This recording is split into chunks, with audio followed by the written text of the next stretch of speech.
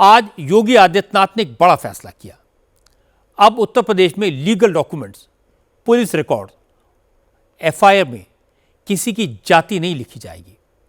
जाति के आधार पर होने वाली रैलियां, जाति की पंचायत, जातियों के महासम्मेलन करना भी गैर कानूनी माना जाएगा। यूपी में अगर किसी ने अपनी गाड़ी पर अपनी जाति वाले स्टिकर्स लगाए तो उनके चालान काटे जाएंगे। जो लोग सोशल मीडिया में जाति के महिमामंडन और दूसरी जातियों के खिलाफ नफरत फैलाने वाला कंटेंट पोस्ट करते हैं, उनके खिलाफ आईटी एक्ट के तहत कार्रवाई होगी। इसके लिए यूपी के चीफ सेक्रेटरी ने सभी जिला प्रशासन को आदेश जारी कर दिए हैं।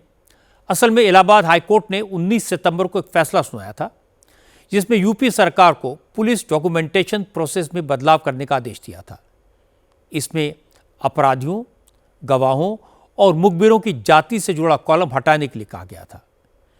इसके बाद आज मुख्य सचिव ने सरकारी आदेश जारी कर दिया। अब यूपी में एफआईआर, अरेस्ट मेमो और चार्जशीट जैसे पुलिस डॉक्यूमेंट में जाति नहीं लिखी जाएगी। पहचान के लिए पिता के नाम के साथ साथ मां का नाम होगा। नेशनल क्राइम रिकॉर्ड ब्यूरो और crime criminal tracking network and system के डेटा में भी जाति वाला कॉलम खाली रखा जाएगा। हालांकि SC/ST एक्ट जैसे कुछ मामलों में जहां जाति बताना जरूरी है, वहां इस आदेश को अलग रखा जाएगा। यूपी सरकार के सोशल वेलफेयर मिनिस्टर असीम अरुण ने कहा कि जाति समाज की सच्चाई है, इससे इनकार नहीं किया जा सकता, लेकिन यह आदेश जाति के आधार पर होने वाले भेदभाव को खत्म करने की दिशा में पहला कदम है। ये आदेश, ये कार्यपद्धति समाज को आगे ले जाने वाली है। और जब हम विकसित भारत की बात करते हैं तो हम सबको केवल आर्थिक विकास की ही चिंता नहीं है, हमको ये भी देखना है कि किसी प्रकार का कोई भेदभाव समाज में ना बचे। पुलिस के रिकॉर्ड में जाति वाला कॉलम भी, यानी किसी गवाह की बात हो रही है, वादी की, तो जगह जगह पे जाति का कॉलम बना हुआ है।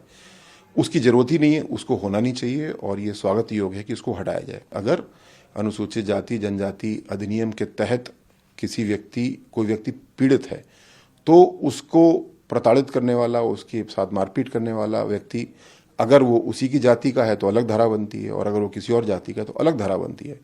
ऐसे स्थानों को, ऐसे मुकदमों को छोड़ करके ये बहुत ही स्वागत योग्य है कि जाति का उल्लेख अब पूरी तरीके से बंद किया जाए। जाति समाज की एक वास्तविकता है, मैं इसको स्वीकार करता हूं, लेकिन हम सबको मिलके इस जातिगत पहचान को समाप्त करना होगा, जातिगत भेदभाव को समाप्त करना होगा।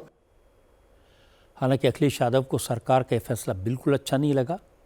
अखिलेश ने कहा, जब एफआईआर में जाति न लिखें तो क्या हो जाएगा? जिन लोगों के साथ सदियों से जाति के नाम पर भेदभाव हो रहा है, उन्हें न्याय कैसे मिलेगा?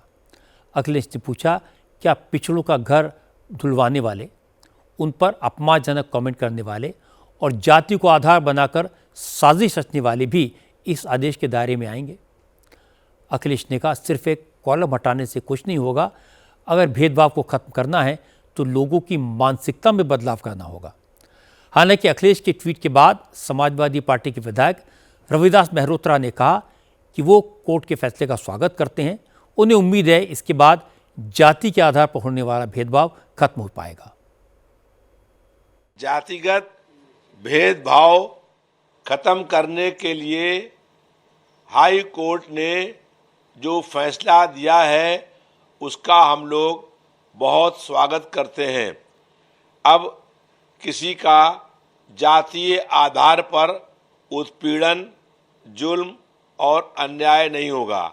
अब किसी पिछड़े वर्ग के लोगों का, दलितों का या जो अल्पसंख्यक हैं उन पर जो अन्याय, जुल्म, अत्याचार, शोषण हो रहा था वो बंद हो जाएगा। इसलिए ये हाई कोर्ट का फैसला ऐतिहासिक फैसला है। वैसे तो हर नेता कहता है कि जातिवाद समाज का सबसे बड़ा दुश्मन है, जातियों का भेदभाव खत्म होना चाहिए, लेकिन अब वही नेता योगी आदित्यनाथ की सरकार के आदेश का विरोध कर रहे हैं। हालांकि इस पर किसी को हैरानी नहीं होनी चाहिए, क्योंकि जिन पार्टियों, जिन नेताओं की सियासत का आधार जाति हो और जाति खत्म हो जाए तो फिर ऐसी पार्टियों की दुकान ही बंद हो जाएगी। इसलिए इस तरह के फैसले का विरोध तो होगा, लेकिन सामाजिक एकता के लिहाज से ये फैसला अच्छा है, इसका स्वागत होना चाहिए।